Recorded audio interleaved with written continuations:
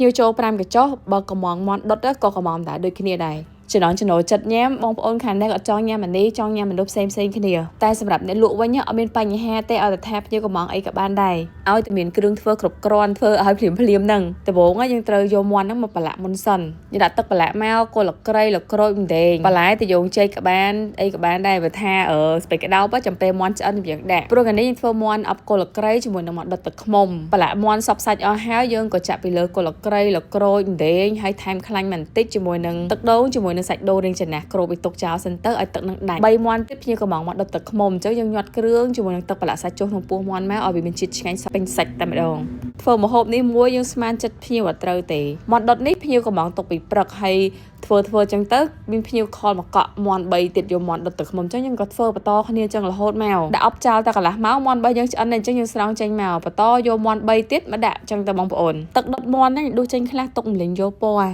បុកភ្លើខ្លាំងតិចទៅឲ្យឆាប់ឆ្អិនព្រោះគៀកម៉ោងហីទឹកដុតមាន់នេះចាក់ទឹកប្រឡាក់សាច់ថែមបន្តិចទៀតទៅឲ្យវាមានជាតិកាន់តែខ្លាំងហើយពណ៌មាន់របស់យើងពេលដែលម្លេងទៅកាន់តែក្រហមកន្លាតស្អាតហ្មងទឹកប្រឡាក់សាច់នេះម្ដបតែ12000នេះណាបងប្អូនធ្វើម្ហូបបានឡើងច្រើនមុខមែនតើហ្មងសឹងថាអត់ចេះធ្វើម្ហូបសោះក៏អាចយកទឹកប្រឡាក់សាច់នៅទៅចម្អិនម្ហូបបានយ៉ាងឆ្ងាញ់បានដែររសជាតិទឹកប្រឡាក់សាច់នេះគឺជាគ្រឿងប្រចាំតូបខុនហើយចុងភៅតូចចុងភៅធំប្រើនឹងទាំងអស់បានរសជាតិរបស់យើងនៅតែថេហ្មងម្ដបទូចនឹងដុតមាន់បាន5ក្បាលតែបើថាយើងយកទៅឆាម្ហូបវិញបានរហូតដល់20ចានមិនមែនមាន់5ក្បាលទេបងប្អូនដុតបានរហូតដល់6ក្បាលចុះឡើងភ្ញៀវថាយកមាន់ដុតទឹកឃ្មុំវិញអញ្ចឹងហើយយើងក៏ម្លេងវាឲ្យរឿងក្រៀមប៉ុណ្នេះណាបងប្អូនយើងស្រោចទឹកឃ្មុំប្រៃចូលមកនេះអូយឈ្ងុយខ្លាំងទឹកឃ្មុំនេះថាទឹកឃ្មុំសុទ្ធ100%ទៀតកុំខ្វះមាន់ទេបងប្អូនបើមាន់គ្រប់ហើយអ្នកលក់នេះគឺថាយកញ៉ាំទៀតអត់ឲ្យចំណេញបានទេបងប្អូនចង់កំងទឹកប្រឡាក់សាច់តែយកល្អយកឈុតពិសេសហ្មងទៅចំណេញចាំឆាតចុះពេកមកណាបងប្អូនយើងមានដឹងជូនឲ្យដល់ផ្ទះតែម្ដងផ្ទះអ្នកដល់ជើងមិនក៏ដឹកឲ្យបានដែ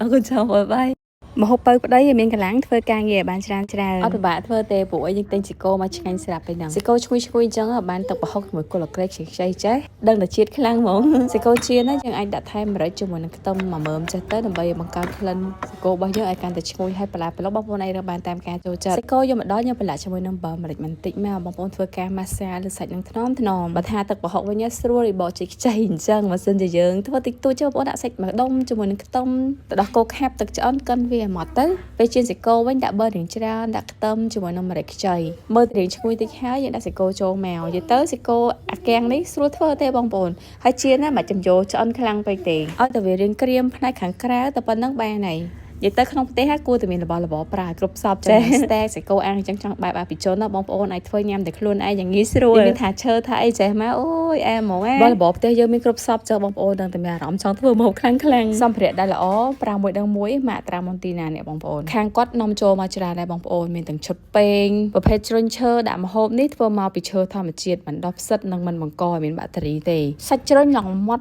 ់ហាប់ស្រាលស្រួលកាន់មានច្រើនម៉ូតច្រើនទំហំសម្រាប់បងប្អូនជ្រើសរើសយើងដាក់ម្ហូបរួមមួយក៏ដាក់ភីសាចឹងលើកម្ហូបយើងល្អមែនតើខ្ញុំចូលចិត្តប្រើជាងគេឈុតខ្ទះឆ្នាំងត្រាម៉ុនទីណាម៉ាណាកូនេះប្រើចូល2-3ឆ្នាំហើយបងប្អូនអត់មានអាលាត់ទៅណាទេសាច់ឆ្នាំងល្អក្រាស់ស្អាតសាច់ឆ្នាំងមានកម្រាលរហូតដល់3មីលីម៉ែត្រស្រាប់ដោយស្រទាប់សេរ៉ាមិចមិនជាប់មានគុណភាពលេខ1ចង់ជៀនចង់ឆាបានមួយអែមបើយើងចង់ប្រើលើចក្រានបានគ្រប់ប្រភេទហ្មងមិនថាហ្គាសអេលិចត្រូនិកដៃខ្ទះដាំវិសជាប់ឡើងមាំមានដងជ័រងាយស្រួលកាន់អត់ចម្លងកម្ដៅទេបងប្អូនចង់បានជាឈុតចានវែកសមស្លាបព្រាអីមានមួយសាមានសម្រាប់តាមផ្ទះឬមួយក៏យើងដាក់តាមហាងអីមានគ្រប់ប្រភេទហ្មងវែកឆាវែកសម្លធ្វើមកពីជ័រនីឡុនវាស្វិតល្អធន់នឹងសីតុណ្ហភាពរហូតដល់180អង្សាមិនបង្កឲ្យឆ្កូតខ្ទះឬមួយក៏ឆ្នាំងរបស់យើងទេស្លាបព្រាសមធ្វើមកពីអ៊ីណុកគុណភាពលេខ1ភ្លឺអាឡូងចែងចាំងងាយឆ្កូតទេបើចានកញ្ចក់ឌីវ៉ាវិញបងប្អូនផលិតផលមកពីប្រទេសឥណ្ឌាដាក់នៅលើតុបាយរបស់យើងឃើញមកឡើងថ្លៃថ្នូរហ្មងរចនាម៉ូដក្បាច់មកឡើងស្អាតហើយមានច្រើនម៉ូដច្រើនម៉ាកសម្រាប់បងប្អូនជ្រើសរើសចង់បានតែ8ក្លុកតិចក្លុកជ្រៅទំហំតូចទំហំធំអីមានគ្រប់ខ្នាតសម្រាប់យើងជ្រើសរើសសាច់ចានភ្លឺអាឡូងមាំល្អណាស់និយាយទៅធន់នឹងការប៉ះទង្គិចលាងចានឬមួយក៏យើងលើកចានប៉ះគ្នាមុំក៏អត់ងាយនឹងបែកមាត់ដែរបើចានថ្មវិញប៉ះគ្នាល្មមរិចមាត់អស់ហើយសម័យនេះភាគច្រើនគឺគេប្រើចានកញ្ចក់ឲ្យបងប្អូនព្រោះវាមិនប៉ះពាល់ដល់សុខភាពប្រើប្រាស់ធន់មាំជាប់បានយូរឈុតសាព្រា